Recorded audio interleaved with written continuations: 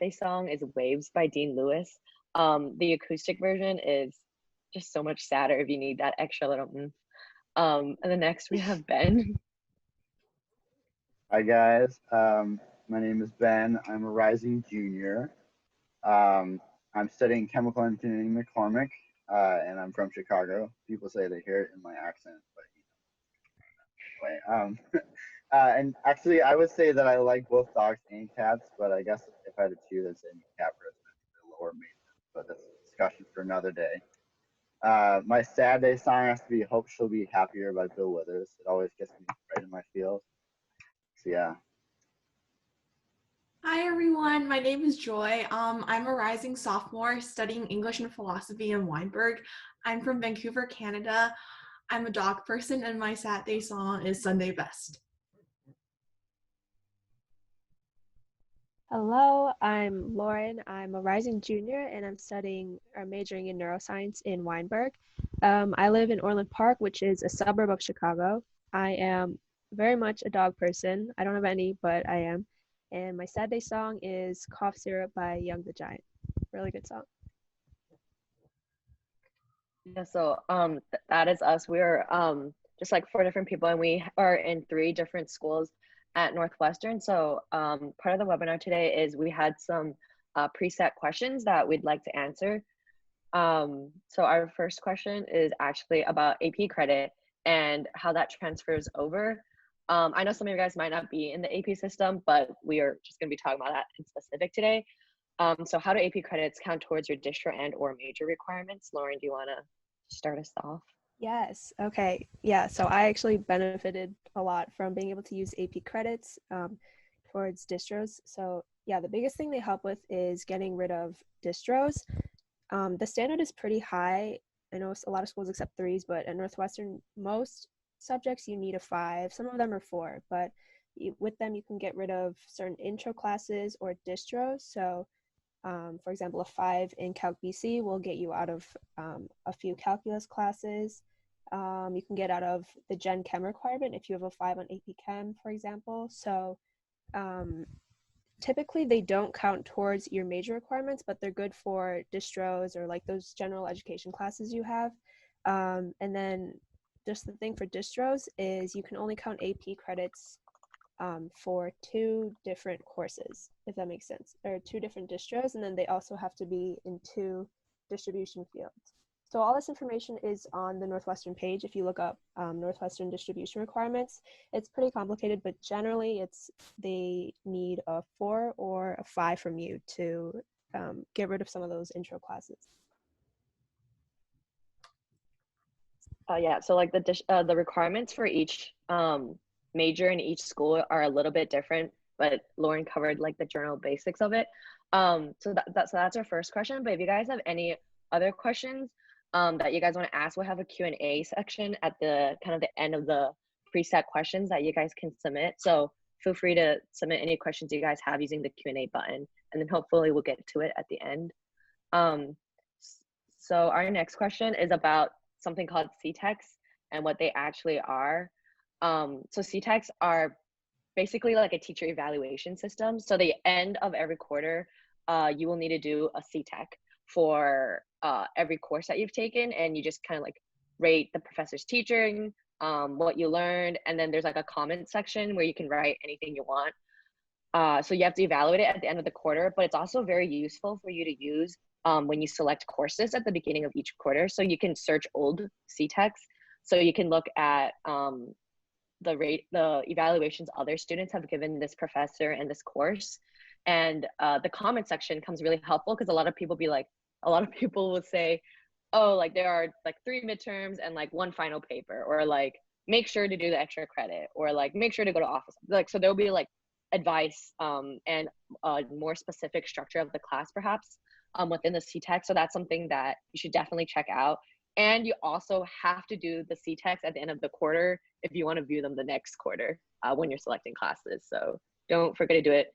I know it sounds really weird and foreign to you guys right now, but it'll make a lot of sense. But that's kind of the general overview of CTECs. If no one has anything else to add, we can get on to our next question, which is just talking about like freshman year classes. and what classes you should take your freshman year. So Joy. Yeah, so if you're studying English or just you're interested in like anything humanities related, I would really recommend Intro to Fiction with Professor Law. In this class, you get to read 5 to 6 novels from different literary periods. I think it's just a really good overview and sampling class.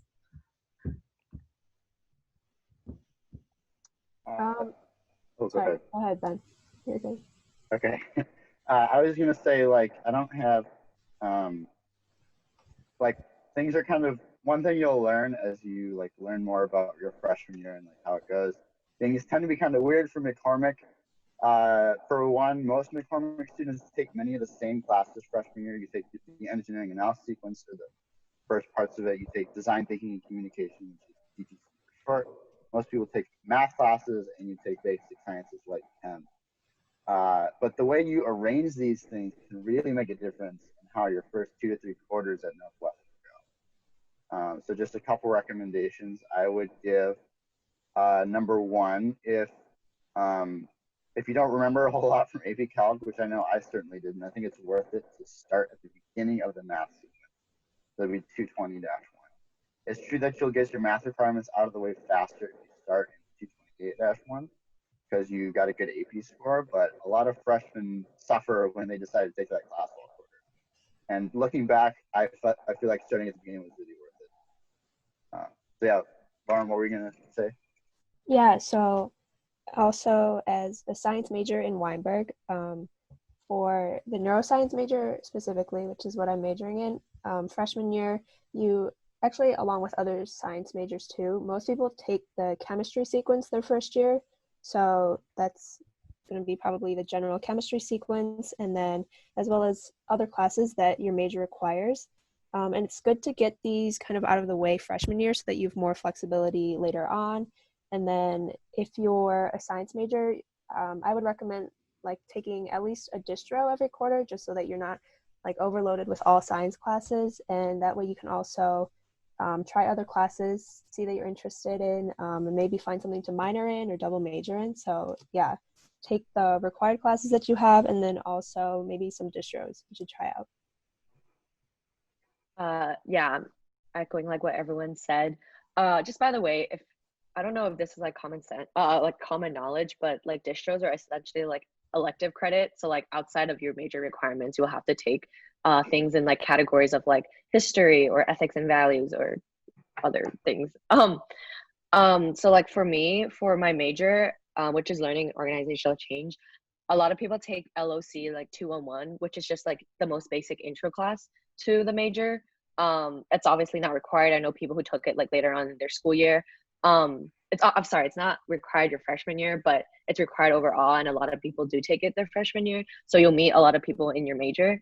And then something new for CESP was that you have to take something called CESP 200, called Understanding Knowledge, and that's also something a lot of freshmen take together. And again, it's not mandatory. It's just something people tend to do their first year. And then our next question is about what happens if you don't necessarily get the classes that you want. Joy, do you want to start us off again? Yeah, so I feel like when I first came to Northwestern, I was super scared that I wouldn't get all 4 classes I wanted during fall. But as you'll soon realize, it really doesn't matter if you don't get the classes you want, because as the other panelists have said, it's just a good opportunity to take distros. So just don't worry too much if you don't get the classes you want, and always just have backups. And just don't worry too much. You know, you never know. You might just find a really interesting class, and it might surprise you. Yeah, just to add on to that, for your very first registration for fall quarter, it's like they understand that it's totally new for you. So your academic advisor will kind of double check your schedule and walk you through how to do everything, or you'll have advisors when you get there. Yeah, so don't worry too much about fall quarter registration. Most likely your advisor will help you get classes and help you get ones that the ones that you need for your major and coming into the school year. Yeah. Just to add a kind of McCormick addendum, which you'll notice will be like a common theme with this webinar. The thing, again, like I said, for your freshman year in McCormick, a lot of your classes are already set into place. So if you get a bad registration time and can't get into the class you need, you can usually work with the department faculty to get a spot.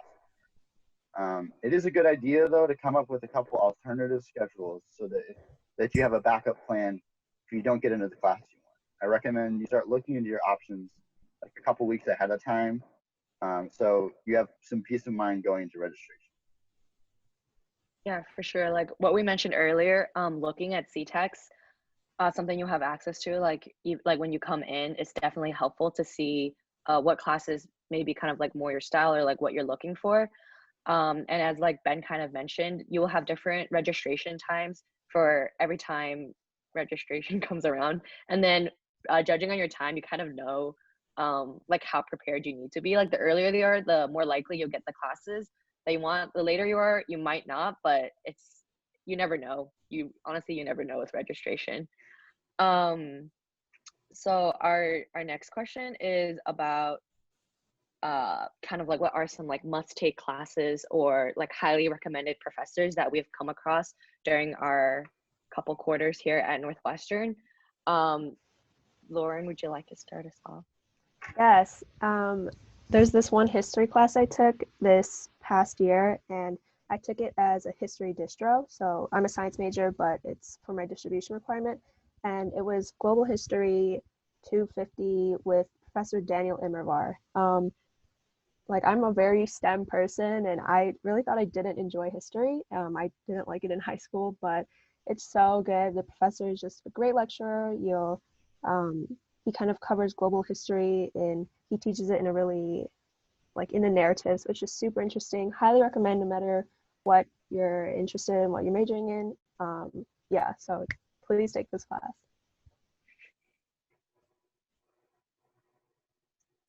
Yeah, that's my one recommendation. If anyone else has any more.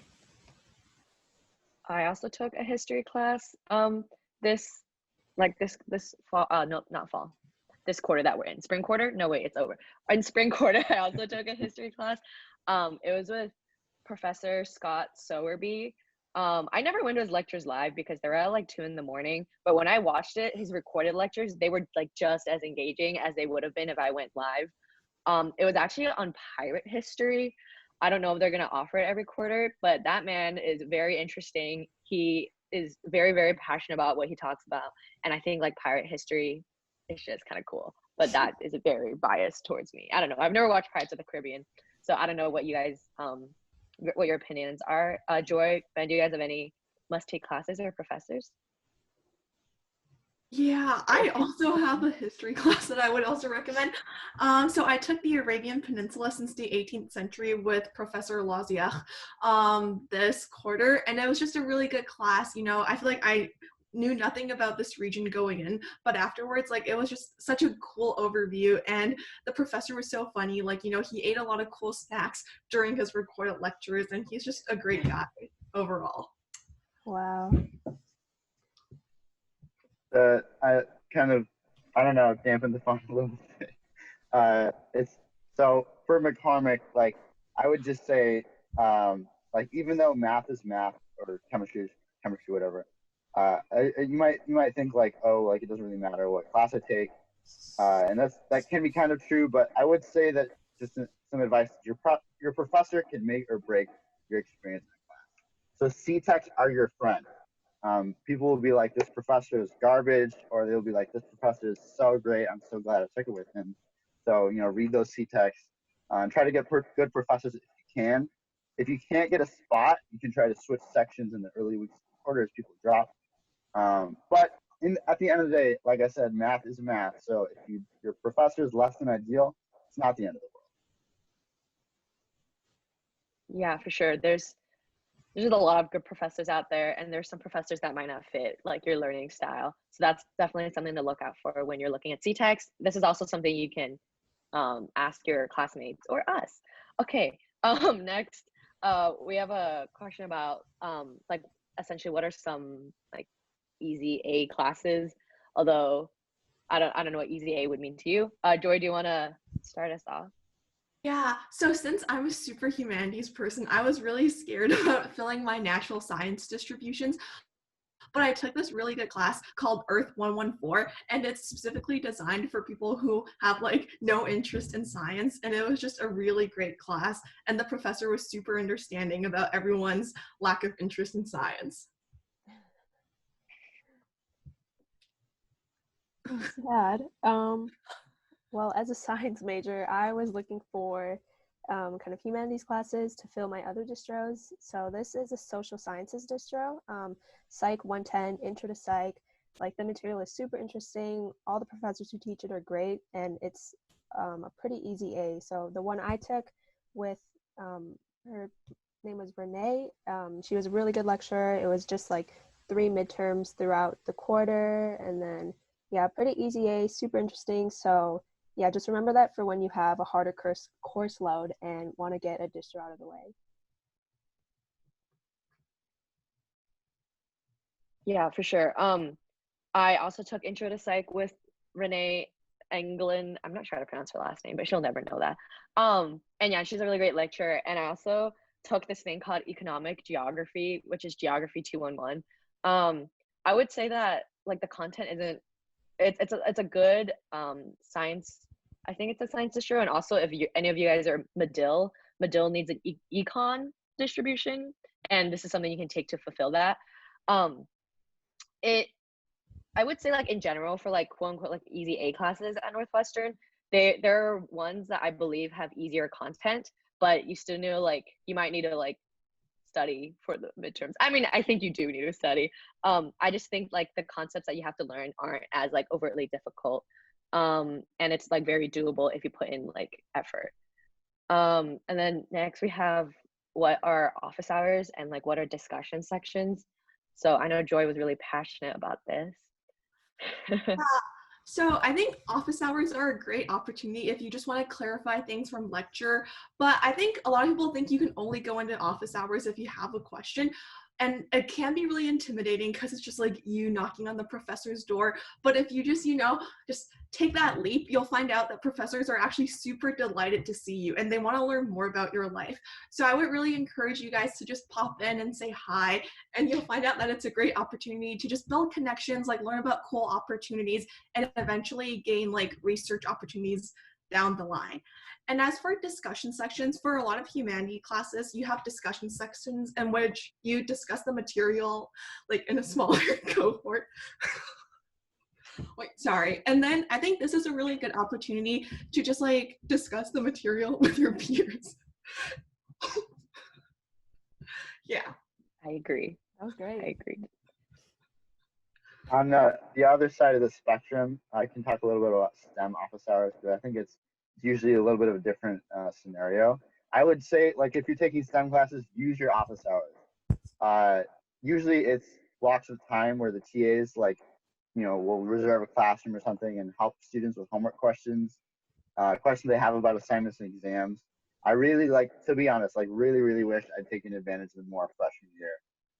Because sometimes the assignments are designed so you literally need the TAs to help you in order to complete them by when they're due. They're huge time savers. I wouldn't necessarily recommend this, but I'll just say that I know several people who don't start their homework until they walk into office hours and they just sit down and start doing it and like basically convince the TAs to give them all the answers. Can't condone that, but it happens. So just so you're aware. Yeah. Yeah, it's always yeah, like Ben said, like some people that go into office hours not having done the homework. Sometimes it's good to kind of like listen to what other people have to ask and just kind of like absorb like their energy and kind of like, oh, like I need to know like that too. It's kind of good to get a basis of what else to learn. And then I always kind of went in, this sounds awful, but I only kind of went in when I had questions, because I know like office hours are usually busy and I don't want to like certain classes are busy and I don't want to like burden the professor if I don't have a question. As for discussion sections, I actually had a math class where we had quizzes in our discussion section every week. So it's very different depending on the class you take, and the professor will make it very clear what will be done in discussion section and like how attendance will work, how participation will work, how like grading will work. And then our next question is about just kind of like mistakes that we've made and like lessons we learned during our freshman year. So Ben also sounded really passionate about this. So Ben, take it away. So yeah, basically, like I hope this story can be an encouragement to all you guys who are about to enter into college. My study habits were so bad for the first 2 quarters of freshman year that it got to the point where I was averaging 2 all-nighters a week, winter quarter, and still managed to end up on academic probation with my grades at the end of the quarter. And that, just so you know, that's not the norm. But basically, it was a combination of, like, I had this thing where I couldn't connect, like, how much work I had to do with how much time I had to do it. So then I'd basically, like, just take way too much time to do stuff, and then it'd be the night before it was due, and be like, oh shoot, like I still have like 9 questions on this problem set, and I have to stay up all night. And I also had this mentality that, like, I need to stay up and finish my work no matter how long it takes. And so that combined really, like, wrecked me with recorder. But I will say, like, using a calendar to map out my week, like literally every detail, like I walk from this class to this class in these 10 minutes, and then, eat from 9:30 to 10, and then work on this assignment for 2 hours. Like, doing that let me see what I had to do. Let me see how much time I had to do. It was a game changer. So that was combining with working on my study habits. Like my GPA is, like, it's moving up. We're doing okay, passing classes and all that stuff. So those were my mistakes and what I learned. Okay, yeah, definitely agree with all that. I have a couple things I learned. This is kind of just a sciences PSA. So if you're a pre-med, if you're a lot of science majors, they'll want you to take a general chemistry sequence freshman year. But at Northwestern, there's a couple different level sequences. So there's advanced, which is 171. There's, I think, just regular is 151. There's 131. Basically, it doesn't matter which one you take. They're all still general chemistry. And so if you have a 4 on AP Chem, I think, and then also with placement tests, it depends. But that'll kind of be the deciding factor on whether you go into advanced chemistry or regular. But Chem 171 is, so that's the advanced chemistry. It's really hard. Ben and I both suffered through it freshman year, and it's hard because, and also the grading is hard because you have all the pre-meds in there and then all the chem majors in there. It's like the highest level of general chemistry. And so you don't have to take that. I mean, if you really want to challenge yourself, you can. That's what I thought I could do, but I don't know. Somehow my 4 in AP Chem didn't get me through it. So you can still take 151. It'll be the same on your transcript. Yeah, so just make your freshman year a little bit easier. You can definitely take 151. It's totally okay. And then, yeah, so that's just a quick sciences thing. And then just for everyone, something I learned is that it's okay to drop classes during the quarter. You kind of have until week 6 of the quarter to drop classes. It'll just not be on your transcript at all. And a lot of people actually do this, just if their grades are kind of rough by then, or if they find out like their course load is just getting to be too heavy. It's totally okay to drop a class.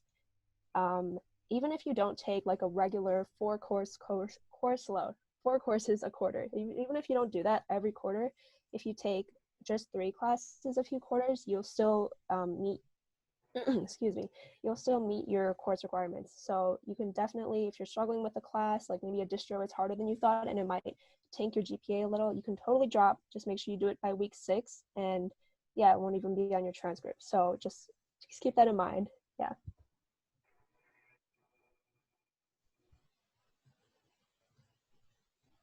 Yeah, so like they said really, really insightful things that I wish I knew. And that I just want to quickly add, just like kind of like make friends, or at least like make connections in the classes you take. Just in case you're like, oh shoot, like I forgot to take a photo of like the whiteboard, or what was the assignment again. You guys don't need to be like best friends for life or soulmates or anything, but it's kind of good to have that connection just in case it's like the night before the final and you realize you don't have a certain worksheet or a certain answer to a question that you needed. Yeah, so that is all for all the questions that we had planned previously. So now we'll move on to the Q&A section. And I see there are some questions. So the first one is from an anonymous attendee. I have given 8 APs. Is it possible for me to receive credit for all of them, or is there a limit? Does anyone feel passionate and want to answer this? I talked about AP, so I can address that. Yeah, there's definitely a limit. It depends per school. I'm not sure which school you are, but I know for Weinberg, you pretty much can only count 2 APs for, I think it's just 2 APs. And then you can count them for your distros or certain major requirements. That really depends on your major. Um, yeah, so I think the best thing to do would be just to look on your school website and see, so whether you're CESB, Medill, Weinberg, just check by your school, see what their AP requirements are, what they'll take, and then also check with your major, because maybe there's some courses that you'll be able to get out of with APs, but I think, sorry, but it's highly unlikely that you can use all of them to get credit for courses, but definitely it'll help you get rid of certain distros or intro classes. Something I can add for McCormick is I was like pretty sad at first because I thought I wasn't going to be able to use any of my APs. But it is true that you can't really use APs for like major requirements. Like there's no AP, engineering analysis. But in McCormick, everyone has unrestricted electives and the theme that's not STEM related. So I use a bunch of AP credits to like cover all my unrestricted electives are covered in the 5 classes, and then 3 or 5, and then I use it for like half of my theme, which is like 7 courses. So that gives me a lot of like elbow room for dropping a class. Like I can drop a class and it's okay, and stuff like that. So it worked out pretty well. But again, yeah, like Lauren said, check your school website. All the information. Yeah, for sure. I have like the table for like AP credit transferring right now. Like I'll send it in like the chat window. This is something you guys can very easily Google if you guys aren't able to see the chat. But this is for Weinberg specifically. CESB follows that, and if you guys, yeah, this is just like something good to look at to see kind of like what score you needed to get, like how much credit will count for, and that's something you guys can look into. So following up with that, we have another question about the foreign language requirement in Weinberg. So maybe Lauren or Joy, if you guys want to answer, should I complete the foreign language requirement freshman year or should I wait? Oh, Joy, did you have to do a language? Yeah, so like I didn't have to do it because there's a test, and then you can first see if you are able to place out of the language requirement.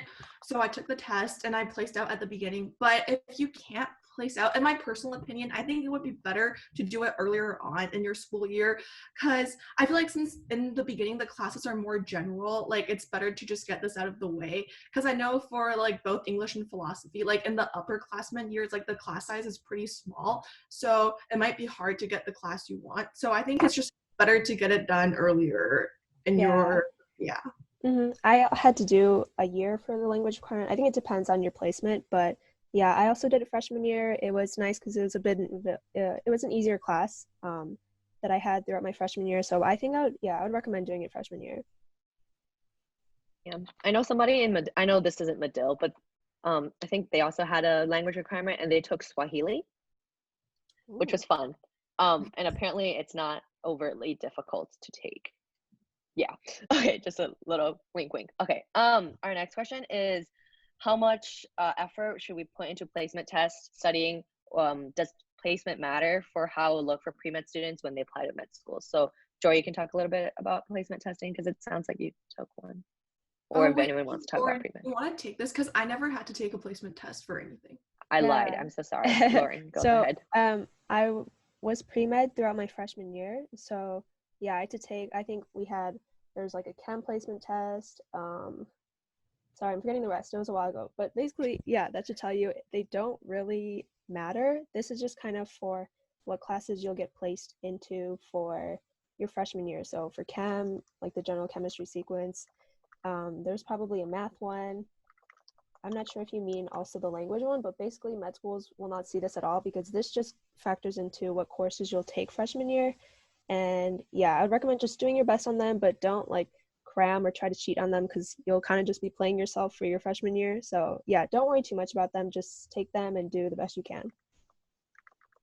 I can add, I would say like, I wouldn't say like try to do poorly on placement tests, but like, yeah, like just to really emphasize, like don't put too much effort into it because again, like all a med school will see is your grade in a class, right? So like getting into a harder class is I mean, if you want the challenge, like, go for it. But like, I would just say, like, don't feel badly about placing to a lower class, because actually, like, that good grade will help you a lot more than having like 171, because they don't care. Mm, sure.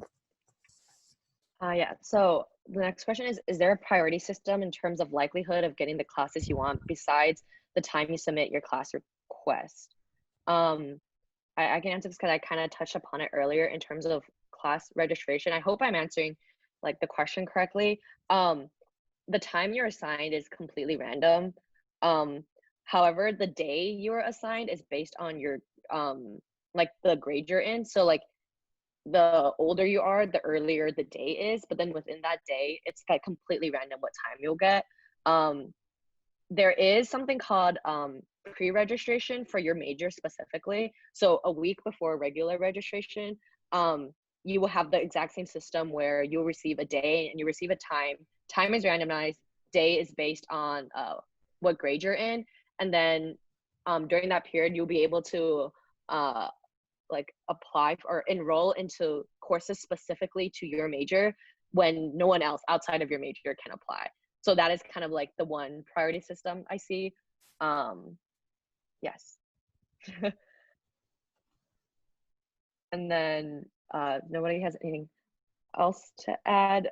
Do you know anyone that has jumped straight into organic chemistry instead of going through general chemistry? And is it better since advanced chemistry, general chemistry is so hard? Wow, that sentence was hard for me.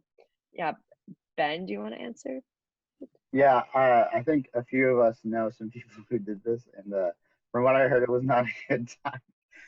If you got a 5 on EP Chem, then like you can actually get out of Gen Chem without taking. I would not recommend taking Orgo freshman year. Orgo is hard. It requires a lot of study skills. I would say it's better to have some experience handling Northwestern classes in the course system, because you really need to know how to roll with difficult material going really fast.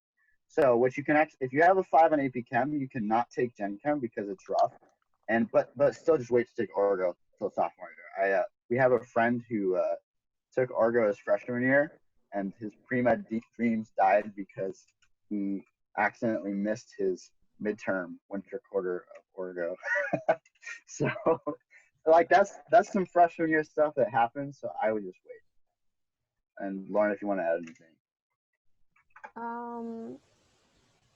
Not much to add. I also took Gen Chem freshman year. Yeah, pretty much just agree with what Ben said. Yeah. Okay, so we are actually over time already, and we kind of just wanted to like end with the final question that somebody posed, which is kind of good for like final remarks, which is, what is one thing that many freshmen don't know about Northwestern coming onto campus, or something that like surprised us? So we can all just go one by one and then we'll wrap it up. So Joy, do you want to start us off? I think just coming in, I wasn't really sure what to expect. Like, I was worried that like people might be like really pretentious or like scholarly with something. So I guess I was really pleasantly surprised when I found out that most people were really down to earth and really passionate about what they were studying. So yeah.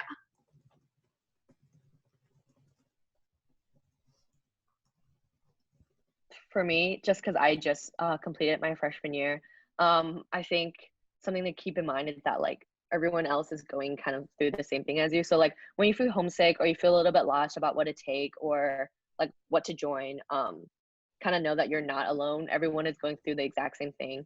I know it's like pretty cliche, but it hits a little harder when you're far away from home and like you don't have like an affirmation of like maybe like the community you're from. However, like Northwestern is a very like accepting community. It is a community that you guys can rely on. Lauren, Ben, do you guys have anything, or are you guys good? Just final remarks. Yeah. I just want to say, I know this is kind of all, if you decide your major, here's what you need to do, but it's totally okay if you're unsure about what you want to major in. I know a lot of people who switch majors throughout their freshman year, even their sophomore year. So I think the best thing, just go into freshman year with the attitude that you can try different classes and then from there see what you want to major in for sure. But yeah, don't feel worried at all if you're not sure, if you're deciding between a few. You have all freshman years to kind of figure out what you're interested in. Yeah.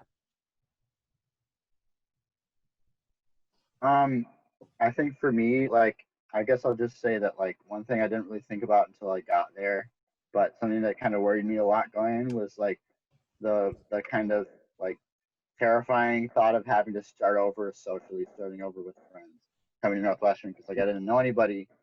But something I kind of find is that, like, it's not, obviously it's not like a 40,000 person state school, but it's a big school, and I think like you can find your community here.